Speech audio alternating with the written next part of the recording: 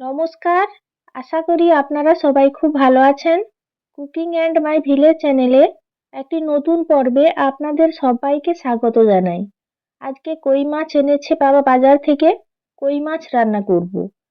আপনারা তো সবাই তেল কই রান্না করে খেয়েছেন, আবার ওল দিয়ে ওল চিংড়ি রান্না করে খেয়েছেন। তবে আজকে আমি ওল কই রান্না করব। আপনারা ভিডিওটি অবশ্যই শেষ পর্যন্ত দেখতে থাকুন। আশা করি রান্নার ভিডিওটি আপনাদের সবার ভালো লাগবে। আমার এই রান্নার ভিডিওগুলি যদি আপনাদের ভালো লেগে থাকে তাহলে সাবস্ক্রাইব করে পাশে থাকবেন। চলে এসেছি রান্নাঘরে। আর দেখতেই পাচ্ছেন বাজার থেকে কিনে আনা কই মাছগুলোকে কেটে কুটে ধুয়ে ভালো করে পরিষ্কার করে নিয়েছি। আর কই মাছগুলো একদম ছোট নয়, মোটামুটি বড় সাইজেরই রয়েছে। এবার মাছের মধ্যে লবণ হলুদ দিয়ে ভালো করে মাখিয়ে নেব। মাছের মধ্যে দিয়ে দিচ্ছি পরিমাণ মতো লবণ। এবার দিয়ে দিচ্ছি পরিমাণ মতো হলুদ গুঁড়ো। লবণ ও হলুদ গুঁড়ো মাছে দেওয়া হয়ে গেছে। এবার হাত দিয়ে ভালো করে মাছের মধ্যে লবণ হলুদ মাখিয়ে নিচ্ছি। আজকে আমি বাড়ির বাগানের ওল দিয়ে কই মাছ রান্না করব। আর মাছে ভালোভাবে লবণ হলুদ মাখানো হয়ে গেছে। আর এদিকে ওল কেটে নিয়েছি। দেখতেই পাচ্ছেন ওলগুলোকে ডুমো ডুমো করে বেশ বড় করে কেটে নিয়েছি। আর পরিষ্কার জল দিয়ে বারবার ভালো করে ওল ধুয়ে নিচ্ছি। এবার ওলগুলোকে হালকা ভাপিয়ে নেব। তার জন্য জল বসিয়ে দিয়েছি। আর জলের মধ্যে দিয়ে দিলাম ধুয়ে রাখা ওল। আর এই ওল সেদ্ধ করার সময় আপনারা যদি ওল গলা চুলকোবে মনে করেন তাহলে একটা দুটো আম পাতা এই সেদ্ধ করা জলের মধ্যে ফেলে দিতে পারেন, তাহলে আর গলা চুলকোবে না। জল গরম হয়ে গেছে। জলের মধ্যে দিয়ে দিলাম অল্প একটু লবণ আর হলুদ গুঁড়ো। এবার ঢাকা লাগিয়ে ওল হালকা ভাপিয়ে নেব। কিছু সময় পর দেখতেই পাচ্ছেন ওল হালকা ভাপানো হয়ে গেছে। খুব বেশি সেদ্ধ করব না, তাহলে ওলগুলো আবার ঘেঁটে যাবে। আর এই ওল আমাদের বাড়ির বাগানের ওল, একটুকুও গলা ধরে না, কোনো অসুবিধা নেই, তাই আম পাতা দিয়ে সেদ্ধ করিনি। এবার দেখতেই পাচ্ছেন ওল সেদ্ধ হয়ে যাওয়ার পর জল ঝরিয়ে একটা বাটিতে তুলে নিয়েছি। রান্নার জন্য কড়াই বসিয়ে দিয়েছি। প্রথমে আমি কই মাছগুলোকে ভেজে নেব। আর মাছ ভাজার জন্য কড়াই গরম করে নিয়ে কড়াইতে দিয়ে দিয়েছি পরিমাণ মতো সর্ষের তেল। আর তেলও ভালোভাবে গরম হয়ে গেছে। এবার লবণ হলুদ মাখানো কই মাছগুলো এক এক করে আমি তেলের মধ্যে দিয়ে দিলাম। আর মাছের দুই দিক ভালো করে ভেজে নেব। কিছু সময় পর কই মাছগুলোর একদিক মোটামুটি ভাজা হয়ে গেছে। এবার ধীরে ধীরে মাছগুলোকে আমি এক এক করে উল্টে দিচ্ছি। আর এইভাবে উল্টে পাল্টে মাছের দুই দিক ভালো করে ভাজবো।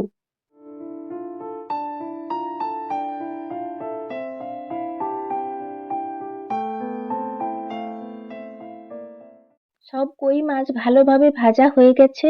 এবার একটা বাটিতে তুলে নিচ্ছি। আর মাছ ভাজা কড়াইতে আবারও কিছুটা সর্ষের তেল দিয়েছি। তেল ভালো করে গরম করে নিয়ে দিয়ে দিলাম কালো জিরে ফোড়ন আর কয়েকটা চেরা কাঁচা লঙ্কা দিয়ে দিলাম। এবার নেড়ে চেড়ে ফোড়ন ভালো করে ভেজে নিলাম।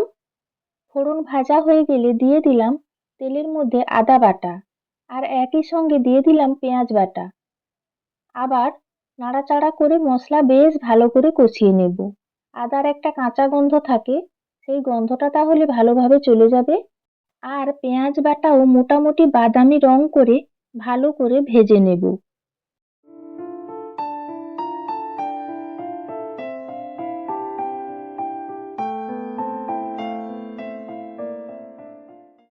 পেঁয়াজ ও আদা বাটা মোটামুটি কষানো হয়ে গেছে।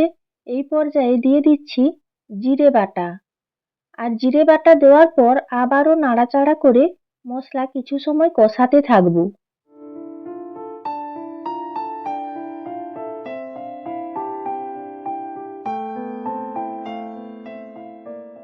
এই ওল কই রান্নার জন্য মশলা বেশ ভালো করে কষাতে হবে। আর মশলা যত ভালো করে কষানো হবে রান্নার স্বাদও তত ভালো হবে। বাটা মশলাগুলো মোটামুটি কষানো হয়ে গেছে। এই পর্যায়ে এক এক করে গুঁড়ো মশলা দিয়ে দিচ্ছি।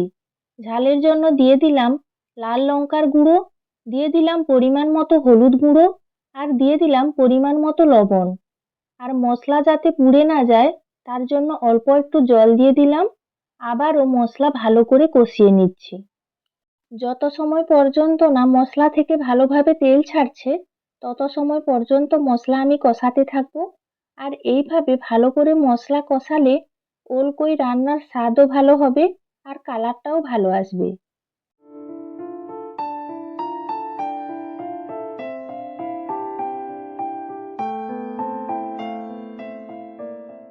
কিছু সময় কষানোর পর মশলা থেকে ধীরে ধীরে তেল ছাড়তে শুরু করেছে।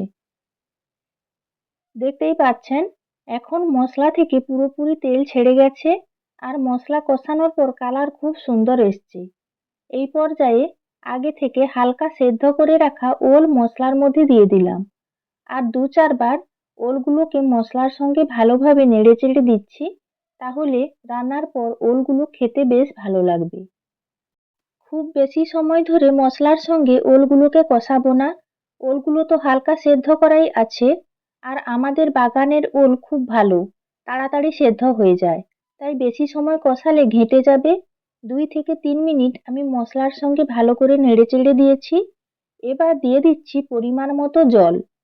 আর ওল দিয়েছি তাই জলটা অনেকটাই টেনে নেবে, তাই একটু বেশি করেই জল দিলাম আর জল দিয়ে ভালো করে নাড়াচাড়া করে দিলাম। আপনারাও বাড়িতে এইভাবে ওল দিয়ে কই মাছের ঝোল রান্না করুন, খেতে খুব ভালো লাগে। আর কিছু সময় পর দেখতেই পাচ্ছেন ঝোল ফুটতে শুরু করেছে। এই পর্যায়ে আগে থেকে ভেজে রাখা কই মাছগুলো এক এক করে আমি ঝোলের মধ্যে দিয়ে দিলাম।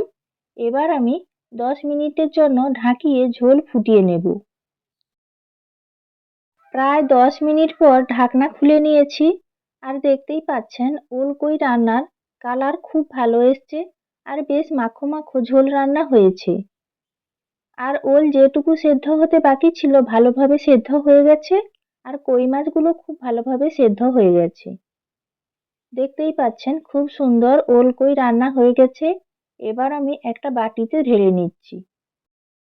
আপনারা তো বাড়িতে বড় কই মাছ থাকলে তেল কই রান্না করে থাকেন, আবার চিংড়ি মাছ দিয়ে ওল চিংড়ি রান্না করে থাকেন। তবে এইভাবে ওল দিয়ে ওল কই রান্না করে একবার খেয়ে দেখুন, খেতে অসাধারণ লাগে। আর রান্নার পর ওল কইটা দেখতেও কত সুন্দর হয়েছে আপনারা তো দেখতেই পাচ্ছেন। আশা করি ওল কই রান্নার ভিডিওটি আপনাদের ভালো লেগেছে। আর এই রান্নার ভিডিওগুলি যদি আপনাদের ভালো লেগে থাকে তাহলে লাইক, শেয়ার ও কমেন্ট করে পাশে থাকার অনুরোধ রইল।